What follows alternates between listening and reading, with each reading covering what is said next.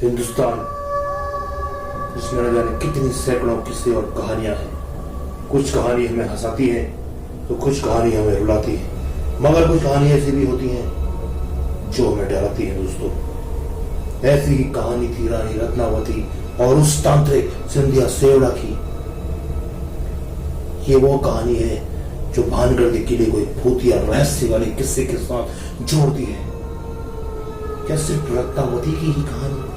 क्या सिर्फ रत्नावती के श्राप के चक्कर में भानगढ़ वीरान हुआ था, या इसके पीछे सच्चाई कुछ और ही है? या वो तांत्रिक का श्राप जो भानगढ़ को ले डूबा? क्या है सच्चाई भानगढ़ के भूतिया किले की? आइए चलते हैं इस वीडियो में और देखते हैं क्या है इस भानगढ़ के किले का भूतिया किस्सा और राज। राजस्थान के अलवर जिले में है भानगढ़ का किला। इसका नाम ही दिल में दहशत की घंटियां बजने लगती है। यहाँ पर आने वाले लोग काफी डरे डरे और सहमे से होते हैं। क्या यहाँ पर वाकई भूतों का बसेरा है? क्या रात में यहाँ आने वाला वापस नहीं जाता? क्या रात होने से पहले जहाँ लोगों की तादाद होती थी वहाँ रात ढलने के बाद क्यों कोई नहीं जाता? ये जानते हैं दोस्तों, इस किले का निर्माण 15वीं शताब्दी में आमेर के राजा भगवंत दास ने कराया था।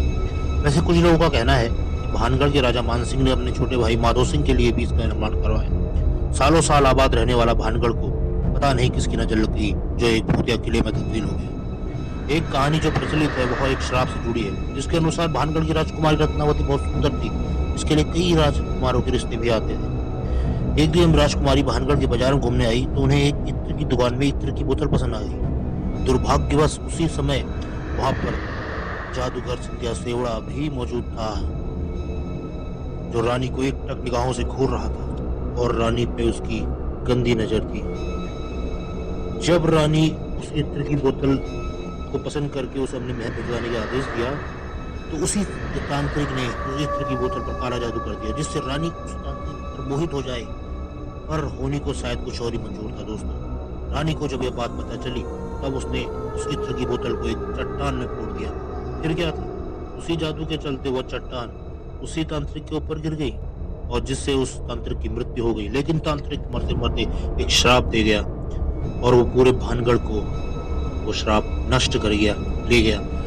अन्य कहानियां भी हैं। अन्य कहानी के मुताबिक यहाँ एक साधु रहते थे और महल का निर्माण कराते वक्त उन्होंने चेतावनी भी दी थी यह महल की ऊंचाई कम रखी जाए ताकि महल की परछाई उनके पास न आए। लेकिन किसी ने उनकी बात नहीं मानी और महल को 7 मंजिला तक बना दिया।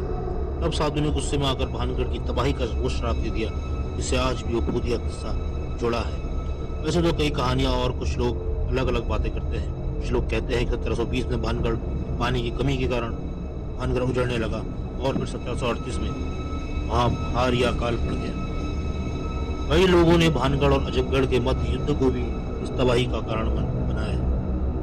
लोग कहते हैं कि उन्होंने उस अजीबोगरीब महल में आवाजें सुनी है और रात को यहाँ कोई अगर जाता है या तो वो मर जाता है या फिर वो पागल हो जाता है। भले ही यहाँ आत्माओं के वास की बात कही जाती हो, मगर सच्चाई तो शायद कुछ और ही होती है। अगर कहानी पसंद आई हो तो इसे लाइक कीजिए, वीडियो शेयर कीजिए और चैनल में पहली बार आए हैं तो सब्सक्राइब किए बिना मत जाइएगा। दोस्तों, बेल आइकन दबा के ऑल के ऑप्शन में क्लिक कीजिएगा। ऐसे ही हैरान कर देने वाली सच्चाई की जड़ों में हम आपके सामने जाएंगे। तब तक के लिए